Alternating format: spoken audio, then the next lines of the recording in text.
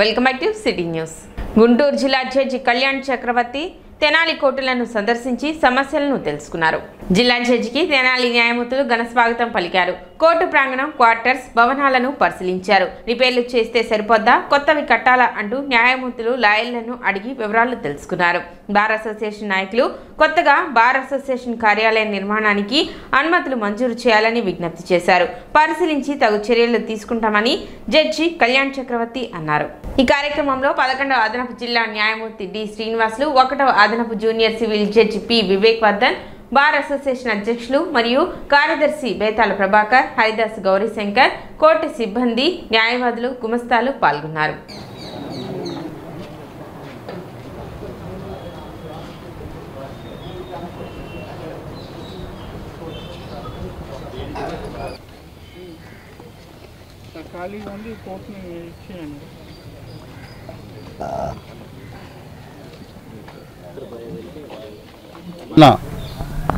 మన గుంటూరు జిల్లా జడ్జి గారైన కళ్యాణ్ చక్రవర్తి గారు మన తెనాలి ప్రాంగణానికి, తెనాలి కోర్టు ప్రాంగణం రావడం జరిగింది. ఆయన ఇన్స్పెక్షన్ భాగంగా కోర్టులన్నింటిని కూడా పరిశీలించారు. అలాగే ఇక్కడ కోర్టులో ఉన్న సమస్యలని తెలుసుకున్నారు. అలాగే చాలా కాలంగా మిగిలిపోయిన సమస్యల గురించి న్యాయవాదులుగా మేము చెప్పుకోవడం జరిగింది. ఇక్కడ ముఖ్యంగా ప్రధానమైన అంశం ఏంటంటే, తెనాలికి బార్ అసోసియేషన్ అనేది మాకు లేదు. మా బార్ అసోసియేషన్ని మేము 4 years బ్యాక్ ఈ ఫోక్సో కోర్టుకి ఇవ్వడం జరిగింది. అయితే అప్పుడున్న హైకోర్టు జడ్జిస్ వారంతా కూడా ప్రామిస్ చేస్తున్నారు, మీకు ఫోక్సో కోర్టు ఇచ్చారు కాబట్టి మీకు బార్ అసోసియేషన్కి తొందరలోనే పర్మిషన్ ఇప్పిస్తామని. అయితే ఈ రోజున జడ్జి గారు రావడం జరిగింది. ఆయన కూడా మా ప్రదేశాన్ని చూడటం, పరిశీలించారు. అలాగే మాకు ఈ రోజున R&B వారిని పిలిపించి అది ఎంతవరకు వచ్చింది ఏంటి దాని పనుల గురించి అడిగితే, ఇక్కడ టాయిలెట్లకు కానీ, అక్కడ సెకండ్ కోర్టు దగ్గర టాయిలెట్స్కి కానీ అన్నిటికి కూడా ఫండ్ రిలీజ్ చేయడానికి మొత్తం బడ్జెట్ పెట్టుకున్నామని చెప్పారు. అలాగే మా కోర్టు ఇక్కడ బార్ అసోసియేషన్కి లా డిపార్ట్మెంట్లో ఫైల్ ఆగిందని, అలాగే R&B వాళ్ళు ఫైల్ పెడితే మొత్తం అంతా కూడా 57 లక్షలకి శాంక్షన్ అయినట్టుగా కూడా ఈ రోజున R&B వాళ్ళు మాకు లెటర్ ఇవ్వడం జరిగింది. తెనాలి కోర్టు ప్రాంగణానికి గుంటూరు జిల్లా ప్రధాన న్యాయమూర్తి గారు అయినటువంటి శ్రీ సాయి కళ్యాణ్ చక్రవర్తి గారు ఇన్స్పెక్షన్లో భాగంగా ఇచ్చేశారు. ఇక్కడ తెనాలి కోర్టులో ఉన్నటువంటి మౌలిక సదుపాయాలు, కోర్టు ప్రాంగణం అంతా కూడా ఆయన కలిగి తిరిగారు. ఎక్కడ ఏం అవసరం ఉంది, కక్షిదారులకు ఏం అవసరం ఉంది, ఉద్యోగస్తులకు ఏం అవసరం ఉంది, బిల్డింగ్లు ఎలా ఉన్నాయి, బార్ అసోసియేషన్ ఎలా ఉంది, అన్నీ ప్రతిదీ కూడా క్షుణ్ణంగా పరిశీలించారు. ముఖ్యంగా మా న్యాయవాదులందరూ మా ప్రెసిడెంట్ గారి ఆధ్వర్యంలో మరి ఆయన కలిసి ఒక రిప్రజెంటేషన్ ఇవ్వడం జరిగింది. కూటమి ప్రభుత్వం విజయోత్సవ పండుగను గురువారం పట్టణ టీడీపీ కార్యాలయంలో ఘనంగా నిర్వహించారు. ప్రభుత్వం అధికారంలోకి వచ్చి 1 సంవత్సరం పూర్తి చేసుకున్న సందర్భంగా కేక్ కటింగ్ చేసి మిఠాయిలు పంచుకొని పండుగల కార్యక్రమాన్ని నిర్వహించారు. ఎమ్మెల్సీ ఆలపాటి రాజేంద్ర ప్రసాద్ వేడుకలలో పాల్గొన్నారు. తొలుత సీఎం చంద్రబాబు నాయుడు చిత్రపటానికి పాలాభిషేకం నిర్వహించారు. అనంతరం కేక్ కట్ చేసి శుభాకాంక్షలు తెలుపుకున్నారు. మంచి ప్రభుత్వం, మంచి పాలనకు నిదర్శనంగా రాష్ట్ర వ్యాప్తంగా నేడు పండుగ జరుపుకుంటున్నామని టీడీపీ, జనసేన, బీజేపీ కూటమి ప్రభుత్వం ఈ 12 నెలల కాలంలో అనునిత్యం ప్రజల యొక్క అభివృద్ధిని కాంక్షిస్తూ పాలన కొనసాగించిందని ఆలపాటి రాజా తెలిపారు.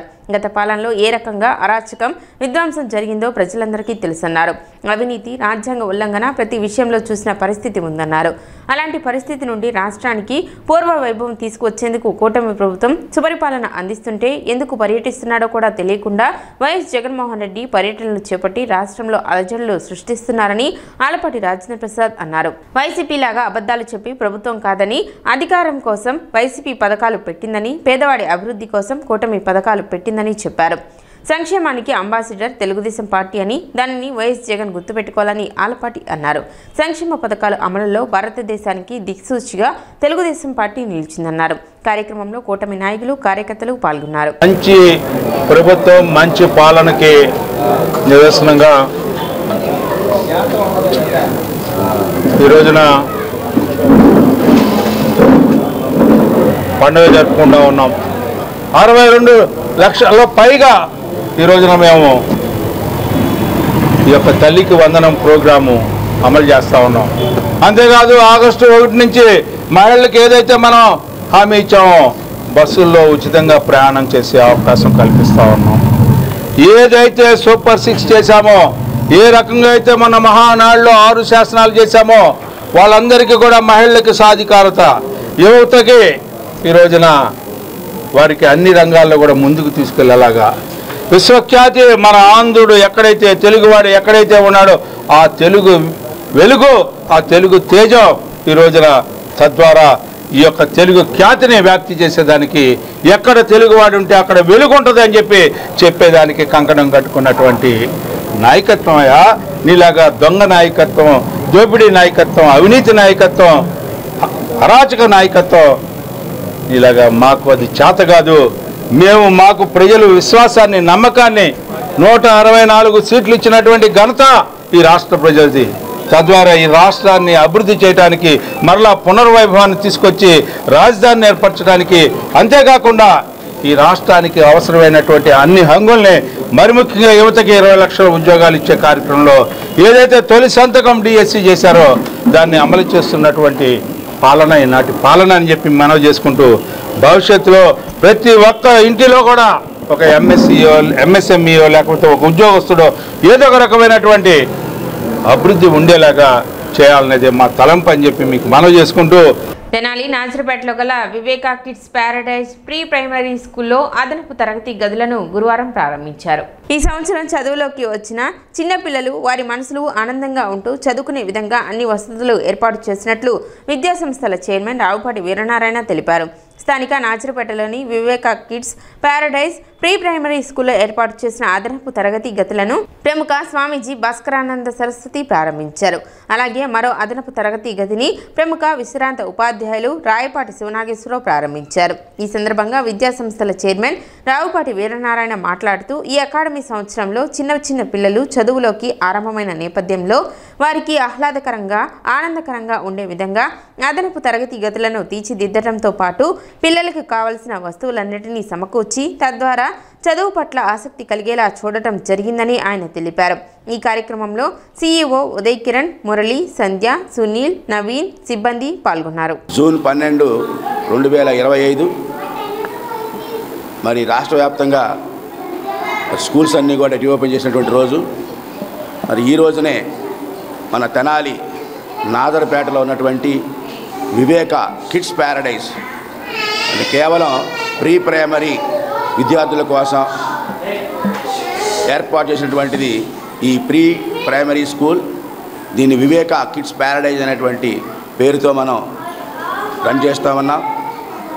దీని యొక్క ముఖ్య ఉద్దేశం ఏంటంటే చిన్న పిల్లలు, అప్పుడే చదువును స్టార్ట్ చేసిన పిల్లలు, ఆ విద్యార్థుల్లో ఒక మంచి వాతావరణం క్రియేట్ చేసి వాళ్ళ మనసులు ఆనందంగా, ఉత్సాహంగా ఉండేలాగా చేసి వారికి ఏ విధంగా అయితే లెసన్స్ చెప్పినట్లయితే హృదయానికి హత్తుకునేలా ఉంటుందో అలాగే ఆ పిల్లల వయసును బట్టి ఆటలాడి పాటలు పాడుకొని నేర్చుకునేటువంటి విధానాన్ని ప్రవేశపెట్టాలనే ఉద్దేశంతో, అలాగే లెర్నింగ్ బై డూయింగ్, చూసి నేర్చుకోవటం, చేసి నేర్చుకోవటం అలాంటి పద్ధతిని మనం ప్రవేశపెట్టాం.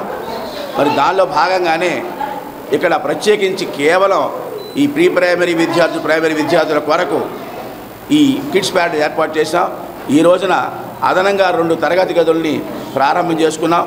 ఆ ప్రారంభం మరి పెద్దలైనటువంటి గురువులైనటువంటి స్వామిలైనటువంటి భాస్కరానంద సరస్వతి గారి చేతుల మీదుగా ప్రారంభం చేసుకోవడం చాలా సంతోషంగా ఉంది. జూన్ 12వ తారీఖు రాష్ట్ర వ్యాప్తంగా అన్ని స్కూళ్ళు పనిచేయడం ప్రారంభించినాయి. ఈ సందర్భంలో ఇక్కడ తెనాలి పట్టణంలో ఉన్నటువంటి వివేక కిడ్స్ ప్యారడైజ్ ఈ స్కూల్లో కొత్త తరగతులు ప్రారంభం చేస్తున్నారు. దానికి తగ్గట్లు తగిన ఏర్పాట్లు, అనుకూలమైన వాతావరణం ఉండేటువంటి తరగతి గదులు, తర్వాత పిల్లలకి చక్కని ఫర్నిచరు, అలాగే వాళ్ళకి ప్లే ఐటమ్స్, ఇక ఈ పని చేస్తూ నేర్చుకునేటువంటి ఒక ఆధునికమైనటువంటి ఒక విధానాన్ని ప్రవేశపెట్టి పిల్లలు ఏ విధమైనటువంటి శ్రమ అనుకోకుండా ఉత్సాహంగా, ఉల్లాసంగా, ఆనందంగా వాళ్ళు పరికరాలు ఉపయోగిస్తూ ఆ యొక్క నాలెడ్జ్ని వాళ్ళు సేకరించేటువంటి అన్ని ఏర్పాట్లు ఒక అంతర్జాతీయ స్థాయిలో ఇక్కడ కనిపిస్తున్నాయి. ప్రభుత్వ ప్రైవేట్ పాఠశాలలు వేసవి సెలవుల అనంతరం తిరిగి తెరుచుకున్నాయి. విద్యార్థులు ఉత్సాహంగా బడులకు వచ్చారు. వేసవి సెలవుల్లో బోసిపోయిన పాఠశాలల ప్రాంగణాలు మళ్లీ కలకలలాడాయి. పాఠశాలలు శుభ్రంగా ఉన్నాయని, గతంతో పోలిస్తే మెరుగుపడ్డాయని పిల్లలు సంతోషం వ్యక్తం చేశారు. ఈ విద్యా సంవత్సరం అంతా బాగుంటుందని ఆశాభావం వ్యక్తం చేశారు.